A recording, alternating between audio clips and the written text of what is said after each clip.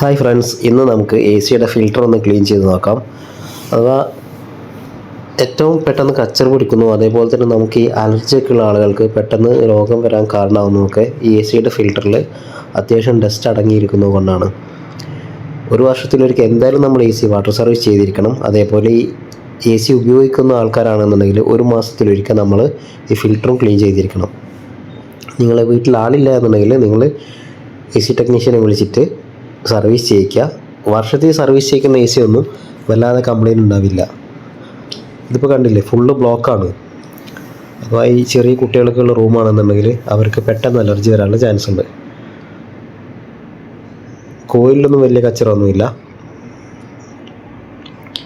നമ്മൾ ഇതേപോലെ ഫിൽറ്റർ ഊരിയെടുത്തതിന് ശേഷം ഫിൽറ്ററിൻ്റെ ഫ്രണ്ട് ഭാഗം കഴുകരുത് കേട്ടോ. അപ്പോൾ ആ ചെളി അങ്ങനെ കട്ട പിടിക്കുകയാണ് ചെയ്യുക. നേരെ മുറിച്ചിട്ട് അതിൻ്റെ ബാക്ക് സൈഡ് ഉണ്ടല്ലോ, അവിടേക്ക് നമ്മൾ വെള്ളം ഒഴിക്കുക. അപ്പോൾ ആ ഫ്രണ്ടിലുള്ള ചെളി പെട്ടെന്ന് പോകുന്നത് കാണാം നമുക്ക് ഇതേപോലെ. അപ്പോൾ അത്യാവശ്യം ചെളികളുണ്ട് ഇതിന്ന്, എനിക്ക് വീഡിയോയിൽ കാണാൻ കഴിയുന്നുണ്ടല്ലോ. ഇതേപോലെ പെട്ടെന്ന് ചെളി പോകുന്നത് കാണാം.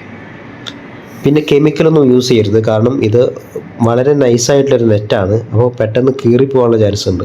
ഇനി നിങ്ങൾക്ക് നല്ലോണം ക്ലീൻ ആക്കണമെന്നുണ്ടെങ്കിൽ നമ്മളെ ഷാമ്പു മാത്രം യൂസ് ചെയ്യുക, അല്ലാതെ വേറെ ഒരു കെമിക്കലും നിങ്ങൾ യൂസ് ചെയ്യരുത്.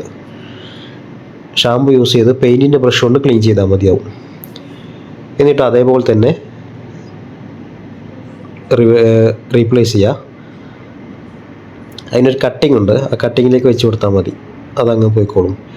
2 ഫിൽറ്റർ ഇട്ടതിന് ശേഷം നമ്മുടെ ഫ്രണ്ട് ഗ്രിൽ അടച്ചിട്ട് എല്ലാ ക്ലിപ്പും ഒന്ന് ജസ്റ്റ് പ്രസ് ചെയ്ത് കൊടുക്കുക. ഇത്രയേ ഉള്ളൂ നമ്മുടെ എ സിയുടെ ഫിൽറ്റർ ക്ലീനിങ്. നിങ്ങൾ അറിയാത്ത ആളുകൾ കൂടി ഈ വീഡിയോ ഒന്ന് ഷെയർ ചെയ്ത് കൊടുക്കുക. താങ്ക്